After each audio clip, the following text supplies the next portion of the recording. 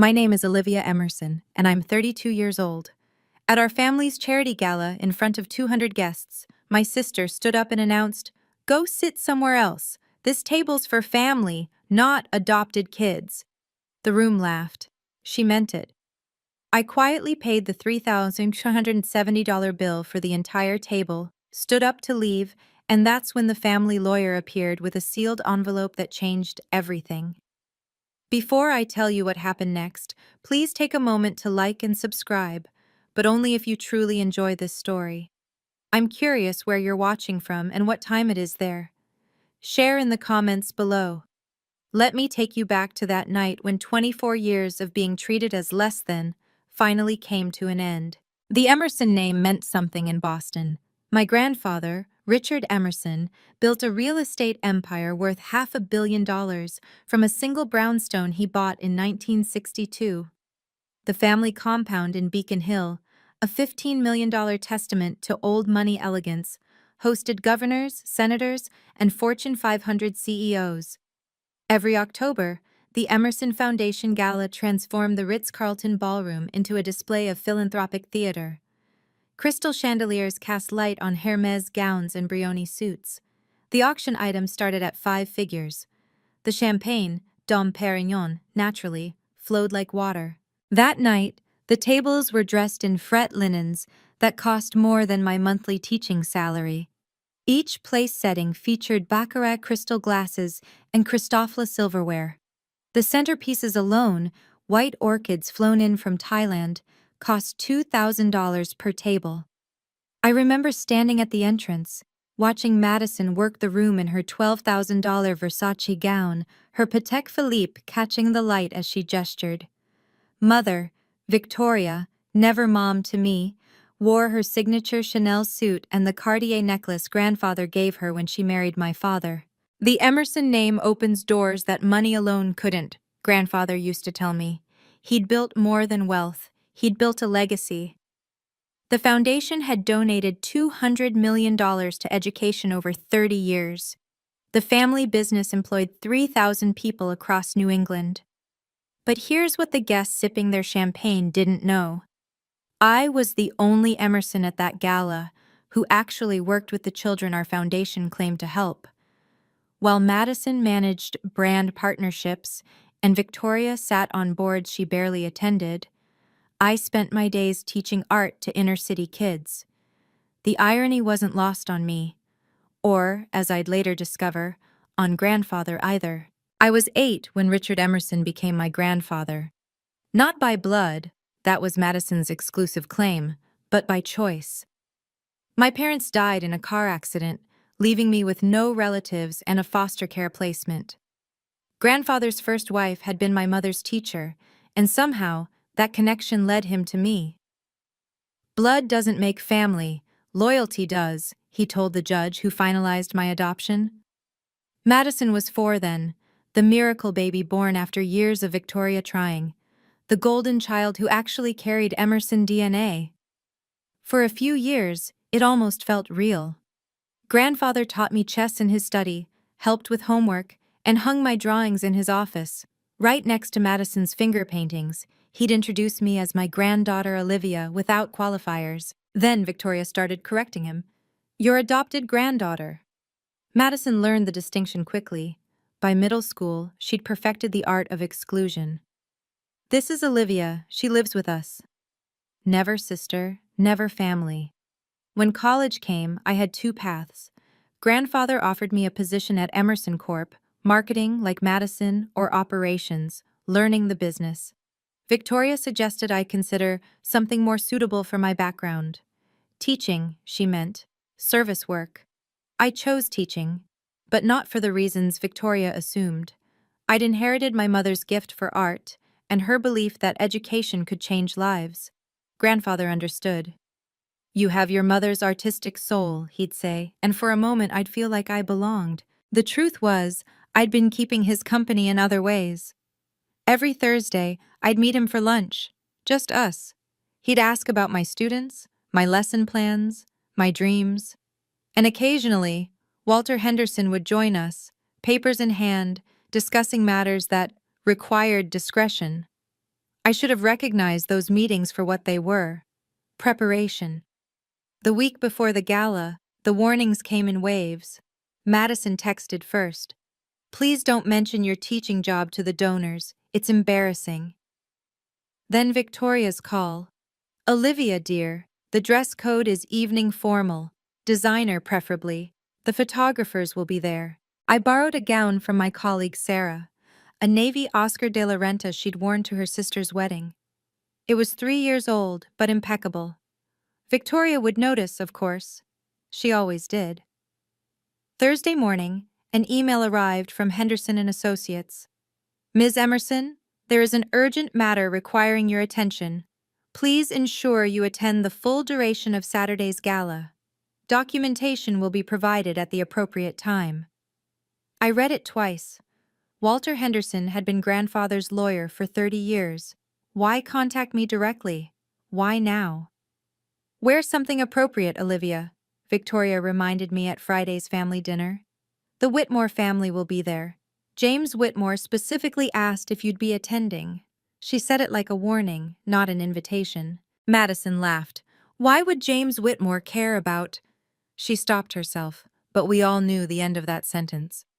That night, I stood in my apartment, a modest 2-bedroom in Cambridge I'd bought with my own savings, and looked at the borrowed gown. My Toyota Camry keys sat next to the invitation. Everything about me screamed, "Doesn't belong" in their world.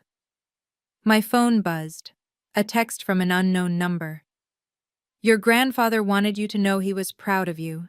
Tomorrow, everyone else will know why. W.H." I should have known that message was more than comfort. It was a warning that 24 years of patience was about to pay off. But I was too focused on surviving another family humiliation to see it. The valet at the Ritz-Carlton looked at my 2015 Camry like it might contaminate the Bentleys and Ferraris. "Staff parking is around back," he offered helpfully. "She's with us," Madison called out from their Mercedes, her voice carrying that special tone of embarrassment. "Just park it somewhere discreet." Inside, the ballroom glittered with Boston's elite.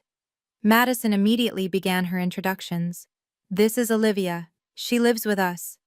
Not sister, not family, just a residential fact." At the registration table, I searched for my place card. Madison, table 1. Victoria, table 1. Even Madison's boyfriend of 3 months rated table 1. My name wasn't there. "Oh, there must be a mix-up," Victoria said, appearing with practiced concern. She touched my borrowed dress, a gesture that looked affectionate but felt like inspection. "Sarah's dress looks lovely on you, dear. From her sister's wedding, wasn't it?" How did she always know? "I'll handle the seating," she continued, flagging the event coordinator. They whispered, glanced at me, whispered again. A card appeared, table 12, with the catering staff's +1s and the photographer's assistant. "You'll be more comfortable there," Victoria assured me. "Less pressure to discuss business matters." I watched Madison glide between conversations, her Patek Philippe catching light as she gestured, dropping references to our foundation and our company. The possessive pronouns came so naturally to her. James Whitmore caught my eye from across the room. The Chase Bank CEO had been grandfather's closest friend. He started toward me, but Victoria intercepted him, leading him to the auction display. "Olivia!" a warm voice called. Mrs. Chen, whose daughter I'd taught 5 years ago, waved from table 6. "Lily still has the painting you helped her create. She's at RISD now because of you." At least someone remembered my actual contributions. Dinner service began, and Madison's voice carried across the ballroom. She was telling the Whitmore family about my success story, how generous the Emersons were to take in a poor orphan and give her opportunities. "Of course, not everyone can handle the pressure of corporate life," she continued, loud enough for tables 2 and 3 to hear. Olivia chose teaching, elementary school, art class.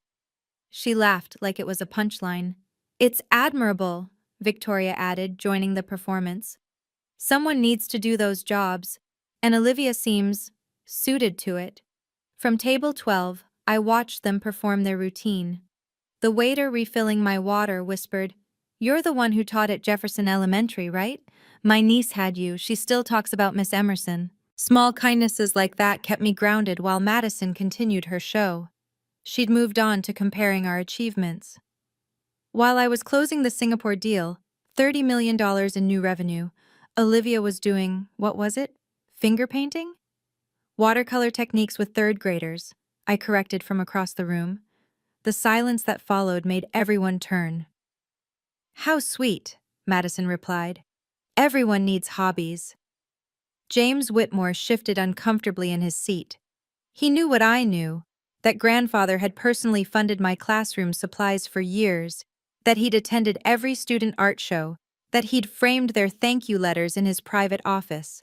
"Olivia," Victoria called out, "since you're so good with children, would you mind helping serve the dessert course? The staff seems overwhelmed." The request hung in the air. 200 eyes waited to see if I'd accept my designated role as the help. I stood up slowly, my borrowed dress suddenly feeling like armor. "Of course, Victoria. I've always been better at serving others than serving myself." Madison smirked, missing the edge in my voice entirely. As the auction concluded and champagne flowed for toasts, Madison stood up, tapping her glass with a crystal spoon. The room quieted. "Before we continue," she announced, her voice carrying that boardroom authority she'd perfected, "I need to address a small seating error." My stomach dropped. This wasn't about seating. "Olivia," she called out, gesturing to me at table 12, "you're at the wrong table." But then again, she paused for effect. "You're always at the wrong table, aren't you?"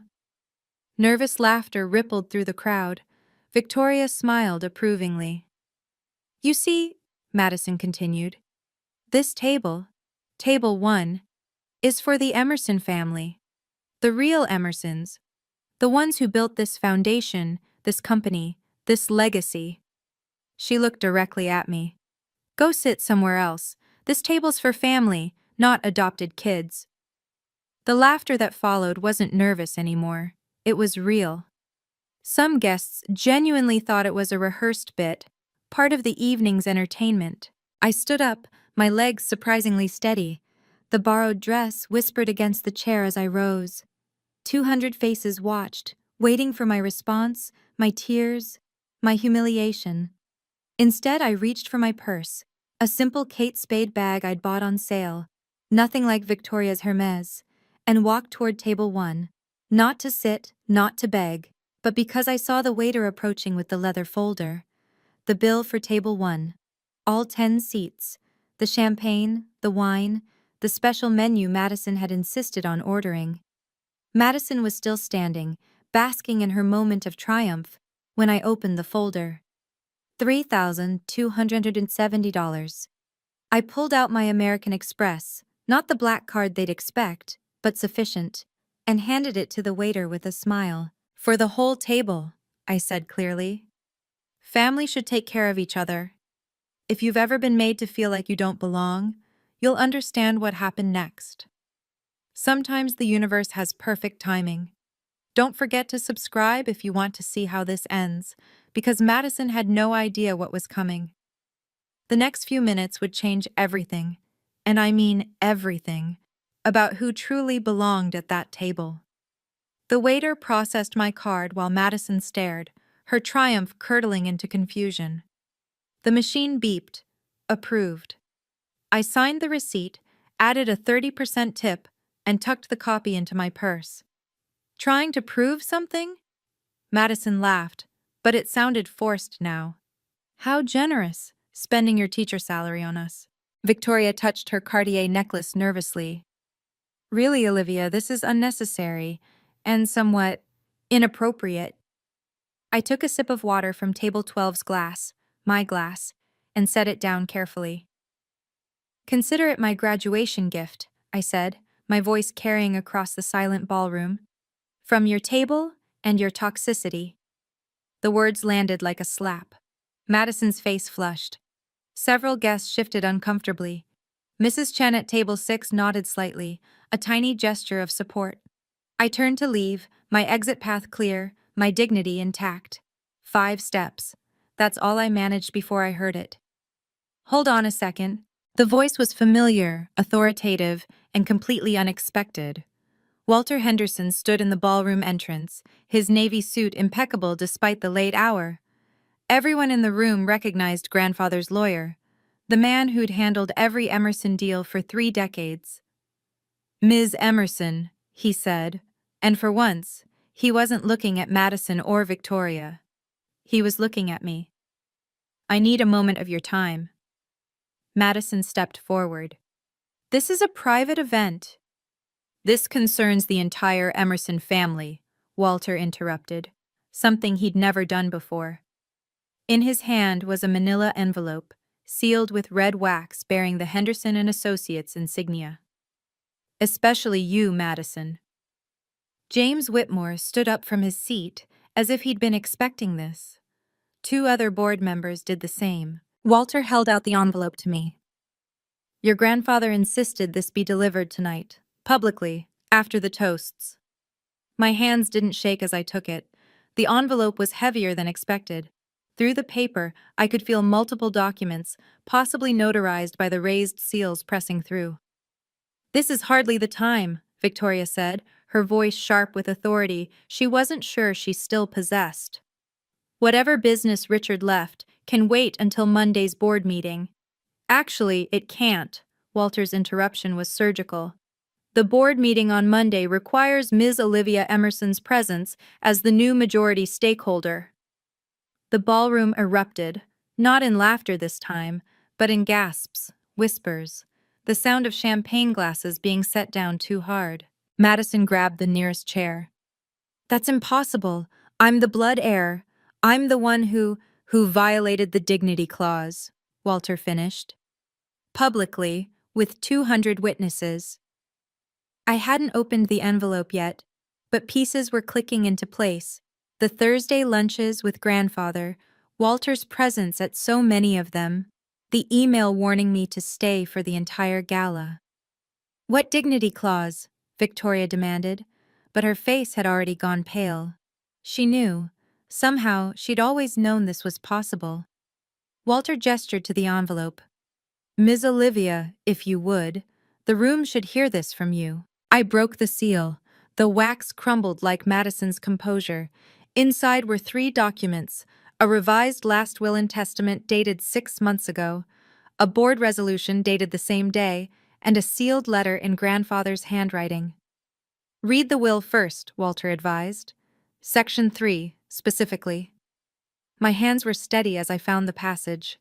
The room was so quiet I could hear the catering staff frozen in the kitchen doorway.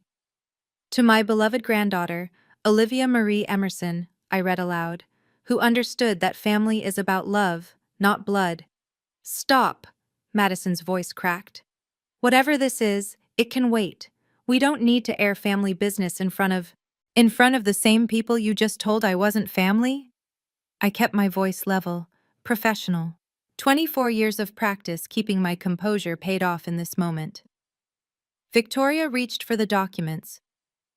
"Let me see those." Walter stepped between us. "The documents remain with Ms. Olivia. However, I have copies for both you and Madison, to be distributed after the public reading. Mr. Emerson's instructions were very specific." The timestamp on the will caught my eye. January 15th, 2024, 3:47 p.m. I remembered that day. Grandfather had asked me to lunch, but at the last minute, suggested we meet at Walter's office instead. He'd said he needed witnesses for something. "This was planned," Madison breathed, the realization hitting her. "You manipulated him when he was sick." "Mr. Emerson was in perfect health in January," James Whitmore spoke from table 2. "I had lunch with him that very week. Sharp as ever." Dr. Thompson, the family physician, stood up from table 4. "I can confirm that. Richard passed his cognitive evaluation with flying colors. I have the documentation if needed." The room was choosing sides now. You could see it in how they positioned themselves, some leaning toward Madison and Victoria, but more, many more, turning their attention to me. I continued reading. I leave 60% of my estate, including controlling interest in Emerson Corporation and full directorship of the Emerson Foundation, to Olivia Marie Emerson, conditional upon the dignity clause remaining unviolated by other beneficiaries. Victoria sank into her chair. She understood the implications immediately. Madison was still standing, still fighting, still not comprehending that she'd already lost. The dignity clause, I continued reading, my voice steady despite the earthquake happening inside me, states that any beneficiary who publicly humiliates, demeans, or denies the family status of another beneficiary forfeits their entire inheritance. This clause is immediate and irreversible upon violation. Madison snatched the paper from my hands, her Patek Philippe catching the light as she scanned the document frantically. This is fake. It has to be. Daddy would never. There's video, Walter announced. Every head turned to him. Mr. Emerson insisted on recording the signing. He wanted no ambiguity about his intentions or his mental state. A waiter, the same one I'd given the generous tip to, wheeled in a television screen. He winked at me slightly. Apparently, this had all been coordinated. The video began. Grandfather sat at Walter's desk, looking directly at the camera.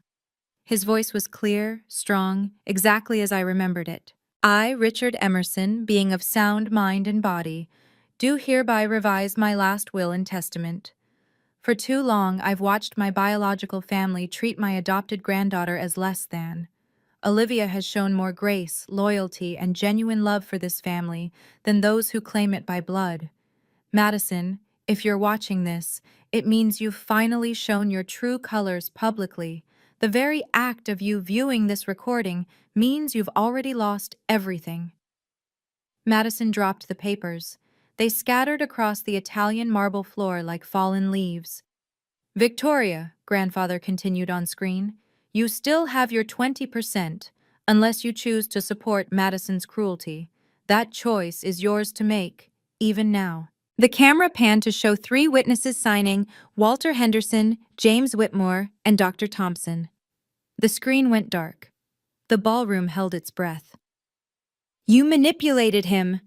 Madison's voice rose to a shriek. You played the victim for 24 years, and he fell for it. This won't hold up in court. I'll contest this. On what grounds? Walter pulled out another document. Mental incompetence? We have 3 medical evaluations. Undue influence? Olivia wasn't present when the will was revised. Fraud? Everything is documented, notarized, and witnessed. Madison turned to the crowd, desperate for support. You all know me. You know I'm the real Emerson heir.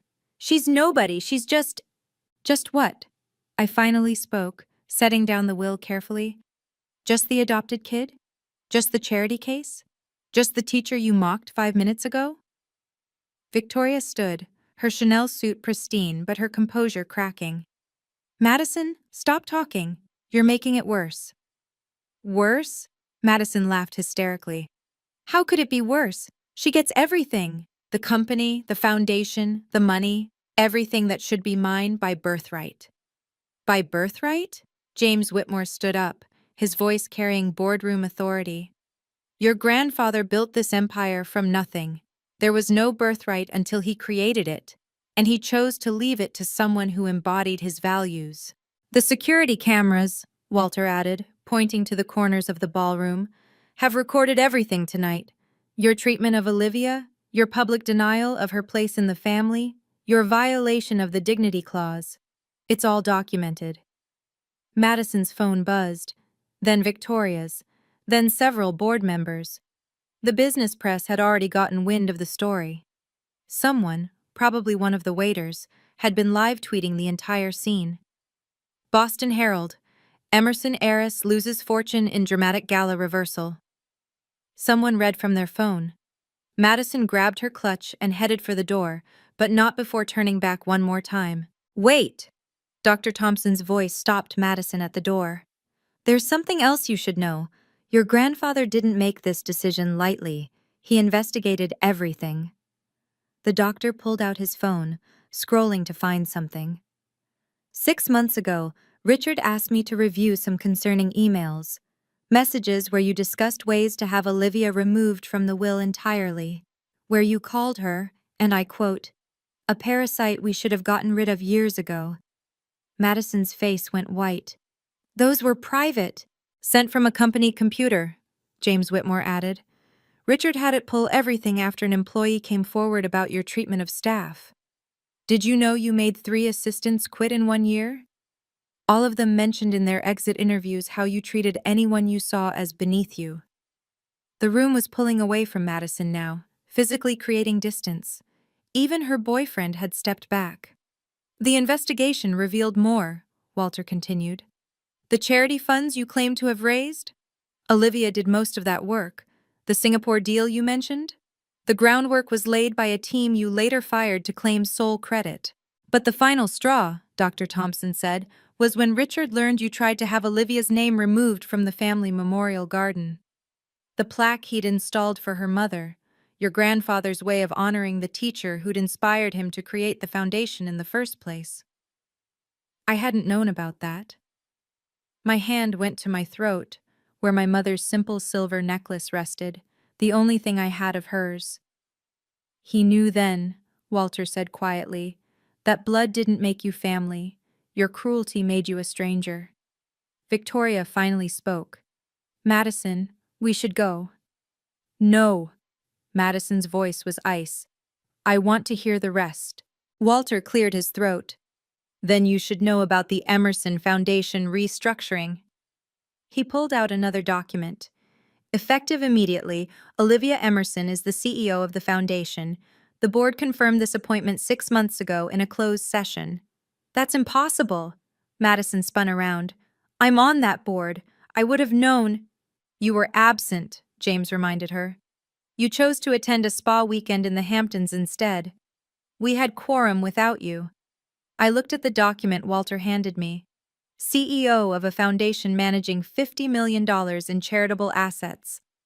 My students, past, present, and future, flashed through my mind. The foundation, Walter continued, will be refocused on its original mission, supporting art education in underserved communities. Olivia has already been working with Richard on this transition for 2 years. 2 years. All those Thursday lunches suddenly made sense. She's been shadow running the foundation's education initiatives, James added. The new arts program that launched in 30 schools last year, that was Olivia's design. The teacher retention bonus system that stopped the exodus from inner-city schools, also Olivia. Madison looked at me like she was seeing me for the first time. You've been planning this. I've been working, I corrected.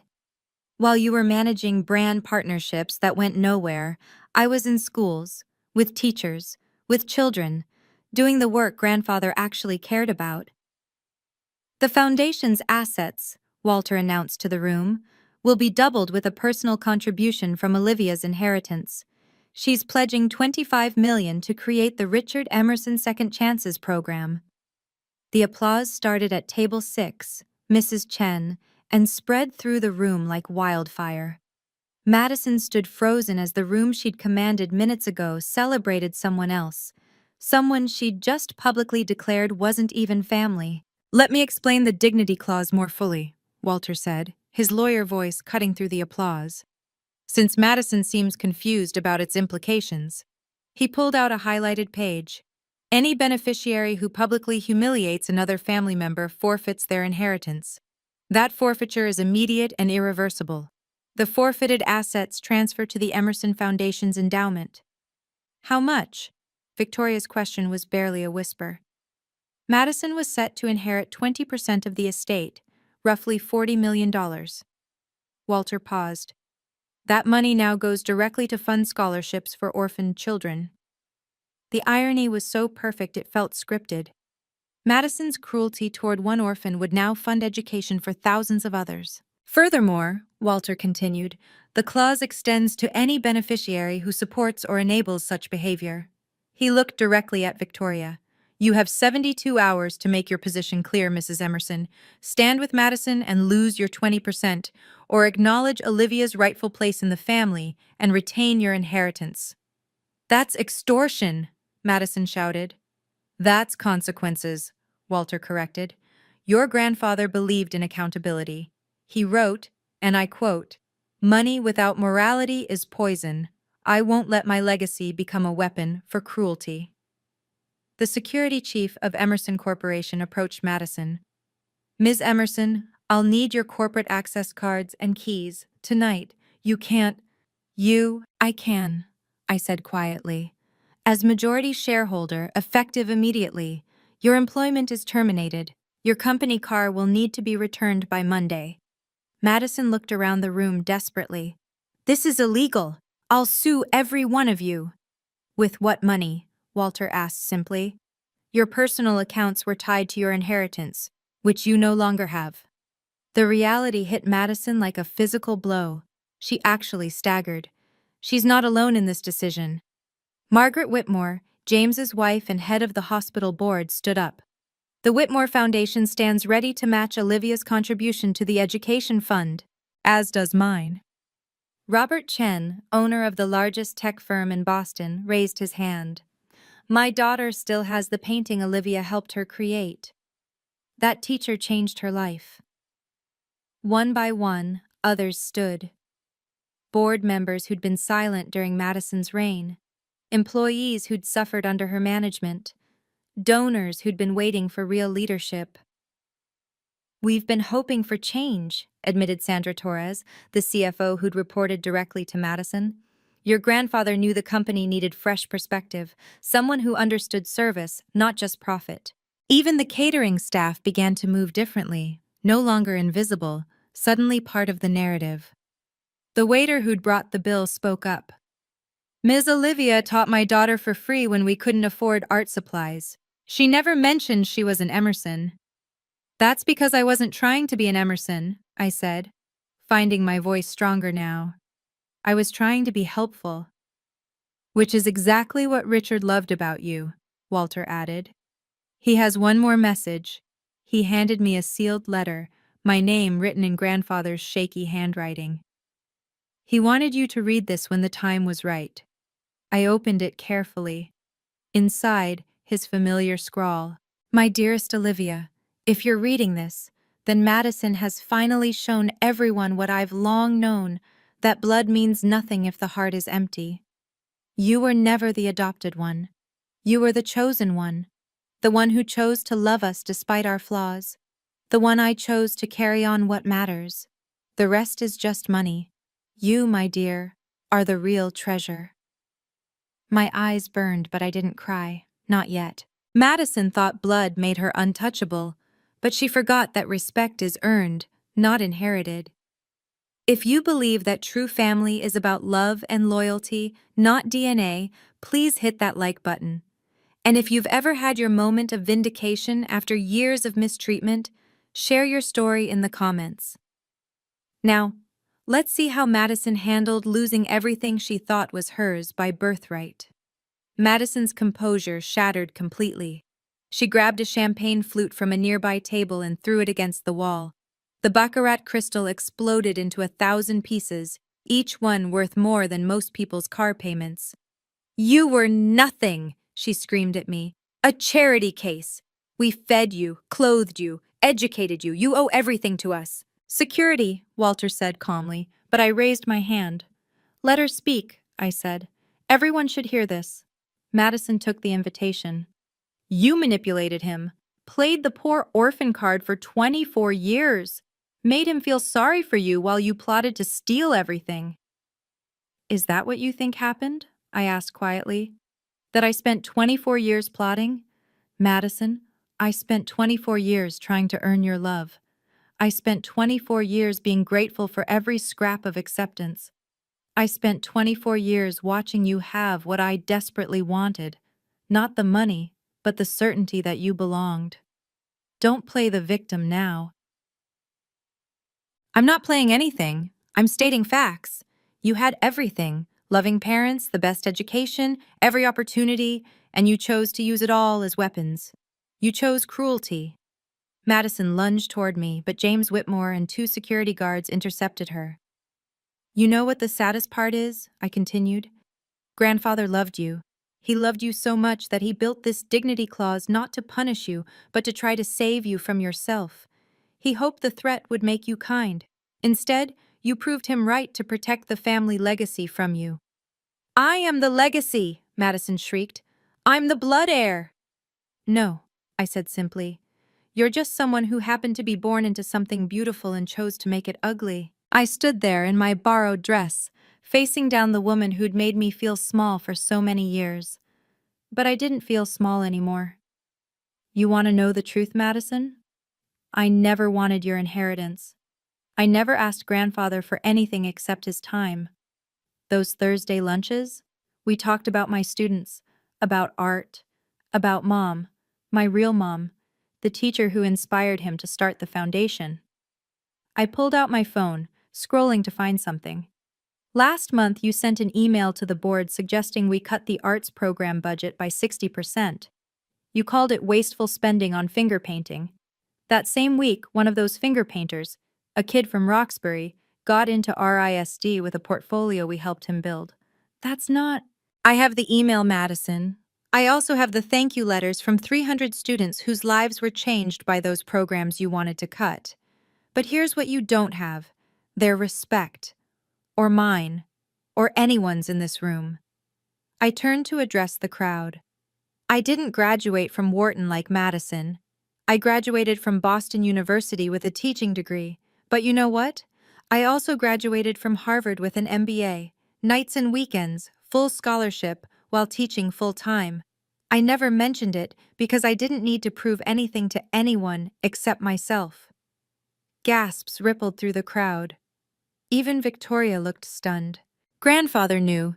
He attended my graduation, sat in the back row and cried. I looked at Madison. Where were you that day? Oh, right, Yacht Week in Monaco. The company needs a real business person. The company needs someone who understands that business is about people, not just profit. Every lesson I learned teaching 7-year-olds applies to running a corporation. Listen, be fair, share, clean up your messes, and always, always be kind. The room's energy shifted decisively. Thomas Mitchell, CEO of Mitchell Industries and Emerson Corp's biggest client, stood up. Emerson Corporation has our full support under Olivia's leadership, he announced. We've been concerned about the company's direction under Madison's influence. This change is welcome. Agreed, said Patricia Kumar, who ran the second-largest foundation in Boston. We're ready to partner on the education initiative immediately. Madison looked around wildly as her world collapsed. The photographers she'd invited to document her triumph were now capturing her downfall. Tomorrow's society pages would tell a very different story than she'd planned. Ms. Madison Emerson, security approached formally. We need to escort you out now. Victoria stood at a crossroads, literally and figuratively. She stood between Madison and me, her Chanel suit still perfect, her composure finally cracking. Victoria, I said quietly, you have a choice. You've always had a choice. She looked at Madison, then at me, then at the room full of Boston's elite watching her decision. Madison, she said finally, we should go. You're choosing her? Madison's voice broke. Your own daughter. I'm choosing to leave with dignity, Victoria replied. Something you should have learned by now. As security escorted them toward the exit, a flash went off. Boston Globe Society photographer had just captured the image that would run on tomorrow's front page, Madison Emerson being escorted out of her own family's gala, while the adopted daughter she'd humiliated stood surrounded by supporters. Wait, I called out. The room froze. Madison turned, hope flickering in her eyes. Your table bill was $270, I said calmly. The tip I added was $981. That money will go to the staff you've treated as invisible for years. Consider it my final gift to you. A lesson in seeing everyone's worth. After Madison and Victoria left, Walter approached with another envelope. There's one more thing, Olivia, something even Madison didn't know about. The room, which had started to relax, tensed again. Your grandfather maintained a separate investment portfolio in your name. He started it when you were 10, with the $100 you saved from your birthday money to buy art supplies for kids who couldn't afford them. I remembered that. I'd given grandfather my savings jar, asking if he could help me help more kids. He'd said he'd see what he could do. He invested that money and added to it every time you did something selfless. Every time you tutored for free, volunteered, chose others over yourself. He documented everything. Walter pulled out a leather journal. He called it the Kindness Portfolio. Inside were entries in grandfather's handwriting. October 2010. Olivia teaches art at the shelter, adding $10,000. March 2015. Olivia forgoes spring break to help struggling students, adding $25,000. December 2019. Olivia uses her bonus to buy supplies for entire school, adding $50,000. The portfolio, with 22 years of compound interest, is currently valued at approximately $100 million. The room went silent. Even I couldn't process the number. But here's the beautiful part, Walter continued. It's structured as a charitable trust. You can't spend it on yourself. It can only be used for education, art programs, and helping children in need. I laughed. Actually laughed. He turned my $100 into $100 million, but kept it true to its purpose. There's a note attached to the portfolio documents. I read it aloud. Money multiplies when planted in generous soil. You planted the seed, my dear. This garden is yours to tend. My phone buzzed with a text from Victoria. Madison's calling lawyers. She's going to contest everything. Walter seemed unconcerned. Let her try. We have one more document to discuss. He pulled out a folder marked Confidential in red letters. 6 months ago, your grandfather hired a forensic accountant to review foundation finances. They discovered Madison had been embezzling funds, $2 million diverted to personal accounts over 3 years. The room gasped. Even I hadn't expected this. We have the evidence: bank transfers, forged signatures, falsified reports. Your grandfather could have pressed charges immediately. Instead, he waited, knowing Madison would eventually reveal her true character publicly. Why? I asked, though I suspected the answer. He wanted to give her the chance to change, to choose differently. Tonight, she made her choice. Walter's phone rang. He listened, then smiled grimly. That was Madison's lawyer. I've just informed him about the embezzlement evidence. Madison has 2 options: forfeit all claims to the estate and leave quietly, or face federal charges for fraud. Within minutes, my phone buzzed again. Victoria. She's agreed to walk away. We're leaving Boston tonight. I felt no satisfaction in Madison's complete defeat, just sadness for the sister she could have been. The embezzled funds, Walter continued, will be recovered and donated to the foundation in Madison's name, though I doubt she'll appreciate the irony. James Whitmore raised his champagne glass. To Richard Emerson, who knew that justice and mercy could coexist. The room raised their glasses, but I raised mine to something else. To the empty chair at table 1 where grandfather should have been, watching his plan unfold perfectly. To family, I said quietly, both the ones we're born into, and the ones who choose us. 3 hours later, after the guests had gone, Victoria returned alone. She found me sitting in the empty ballroom, still in my borrowed dress, reading grandfather's letter for the 10th time. Madison's at the airport, she said, sitting down across from me. Flying to Dubai. She has a friend there who might give her a job. We sat in silence for a moment. I have 72 hours to decide, Victoria continued. Keep my inheritance and acknowledge you as family, or lose everything standing by Madison. You're her mother. I wouldn't ask you to choose. Victoria laughed bitterly. Richard knew I'd already chosen. I've been choosing Madison over what's right for 24 years. She pulled out an envelope. I'm signing it all over to the foundation, $40 million. Victoria, you don't have to. Yes, I do. I need to. I failed you, Olivia. I let my daughter torture you because I was so afraid of losing her love that I enabled her cruelty. I see that now.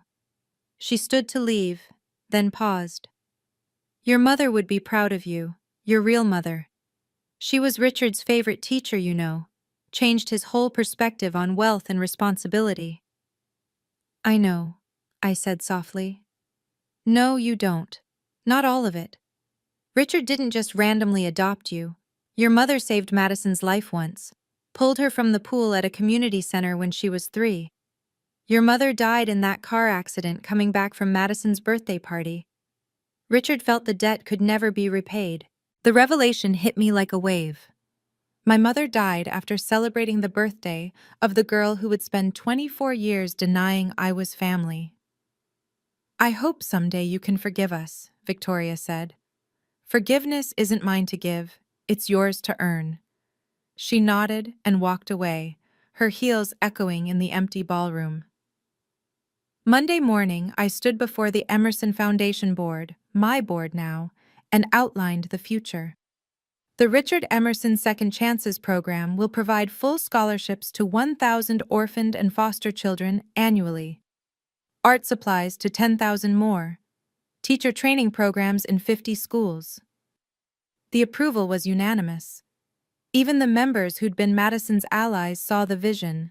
I'll continue teaching, I announced, surprising them. 3 days a week in the classroom, 2 days here. Real experience with students will keep us grounded in our mission. That's unprecedented, someone said. A CEO who still teaches elementary school? That's the point. How can we make decisions about education if we're not in schools? How can we serve teachers if we don't understand their daily challenges? After the meeting, I drove to Jefferson Elementary in my same 2015 Camry. The principal met me at the door. We saw the news. Congratulations, Ms. Emerson. Or should I say, CEO Emerson. Just Ms. E, I said, same as always. My third graders didn't care about inheritances or boardrooms. They cared that I'd kept my promise to teach them watercolors that day. Ms. E, are you rich now? Asked Timothy, age 8, with the directness only children possess. I've always been rich, Timothy. I have all of you. That's cheesy, said Sarah, age 7. You're right, I laughed. But it's also true. As they painted, I thought about grandfather's words. Money multiplies when planted in generous soil. Looking at their concentrated faces, tongues out as they carefully mixed colors, I understood. These children were the soil. Their futures were the harvest. My phone buzzed with interview requests from major networks. I declined them all. The work spoke louder than any interview could. Tuesday's headlines told the story in different ways. Boston Globe. Teacher inherits empire, keeps teaching. Wall Street Journal. Emerson Corp sees stock rise after leadership change. Boston Herald. From charity case to charity leader, the Olivia Emerson story. But the article that mattered most came from the Jefferson Elementary newsletter, written by my student, Lily Chen. Our teacher, Ms. E, is still our teacher. Emails flooded in. Former students, some now in college, shared how my classes had changed their lives. Parents thanked me for staying in the classroom. Teachers from across the country asked about the new programs. Madison had been radio silent until a message came through LinkedIn. I'm starting over in Dubai. Entry-level marketing. The irony isn't lost on me. I'm sorry for everything. Maybe someday you'll believe me. I didn't respond. Some bridges, once burned, can't be rebuilt with words alone. Victoria sent a photo from her new apartment in Providence, a modest 2-bedroom where she'd started a small art therapy practice. Learning to serve others instead of myself, her message read. Your mother would approve. That evening, I sat in grandfather's study, my study now, surrounded by the framed thank you letters from students he'd secretly collected over the years. My accomplishments, not Madison's, covered these walls. Walter knocked, entering with one final document. Richard wanted you to have this on your first week as CEO. It was the original receipt from my first art supply donation at age 10. $100. Grandfather had laminated it and written on the back, The fortune that built an empire, not the money, the heart behind it. I hung it next to his portrait, where Madison's MBA used to be. The circle was complete, but the story was just beginning. 6 months later, the Emerson Foundation's annual gala looked different. Instead of the Ritz-Carlton, we held it at Jefferson Elementary. Instead of a $1,000 per plate dinner, we had a potluck where every dish was made by students and their families. The auction featured children's artwork, starting bids at $25. We raised more money that night than any previous gala. Madison sent another message. I saw the news about the gala. You turned everything I valued into something meaningful. I'm in therapy now, learning to see people, not positions. My therapist says I was threatened by you because grandfather loved you for who you were, while I always felt I had to earn his love with achievements. I'm sorry it took losing everything to see it. This time, I responded, healing isn't linear, keep going. A month later, she applied for an entry-level position at the foundation, not marketing, teaching support. She wanted to understand what she'd dismissed for so long. I hired her, not as my sister, not as an Emerson, but as someone willing to learn. She started by cleaning classrooms, preparing supplies, observing teachers. The woman who once wore $12,000 gowns now wore jeans and sneakers covered in finger paint. Why? Walter asked when he heard. After everything? Because grandfather believed in second chances. Because cruelty is learned, which means kindness can be too. Because she's doing the work finally. Victoria volunteered on weekends, teaching art therapy to foster children. She never asked for her inheritance back, never complained about her small apartment, never mentioned what she'd lost. One Thursday, exactly 1 year after the gala that changed everything, Madison, Victoria, and I had lunch together. Not as the family we were supposed to be, but as the family we were becoming. Imperfect, working on it, real. On the anniversary of grandfather's death, Walter gave me the final letter. He said to wait until you'd lived with the fortune for a full year. I opened it in the garden where he used to teach me chess, where Madison and I once played as children before she learned I was different.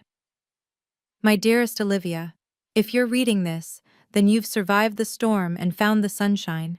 I'm sorry I couldn't protect you while I lived. I was a coward, hoping time would soften hearts that were hardening more each day. You taught me that family isn't about taking, it's about giving. Madison needed to lose everything to find herself. Victoria needed to lose her comfort to find her conscience. You needed to gain power to show them how it should be used. Blood makes you related, but love, respect, and loyalty make you family. You were never the adopted one, my dear. Madison and Victoria were. I adopted them into my heart because they were born into my life. You were chosen, fought for, earned. Your mother, your biological mother, was my teacher once. 3rd grade. She taught me that wealth without wisdom is poverty. That's why I built the foundation. When she died saving Madison, I knew raising you wasn't just duty, but destiny. The money is just paper and numbers. Your kindness in victory, your grace under cruelty, your commitment to service, that's the real inheritance. That's what will last. Thank you for teaching an old man that love multiplies when divided, that forgiveness is strength, and that sometimes the best families are the ones we build ourselves. All my love, Grandfather P.S. Keep the Camry. It suits you better than any Bentley ever could. I folded the letter, tucked it in my pocket, and went back to my classroom. My real inheritance was never about money. It was about understanding that worth isn't measured in blood or billions, but in the lives we touch and the kindness we plant. And that garden? It's blooming beautifully. Thank you for joining me on this journey. If you've ever been told you don't belong, remember this. Your worth isn't determined by blood, money, or others' opinions. It's determined by your character and how you treat people when you have nothing to gain. If this story resonated with you, please subscribe and share it with someone who needs to hear that chosen family is just as real as blood family. And remember, the best revenge isn't proving them wrong, it's proving yourself right. What would you have done in my shoes? Let me know in the comments below.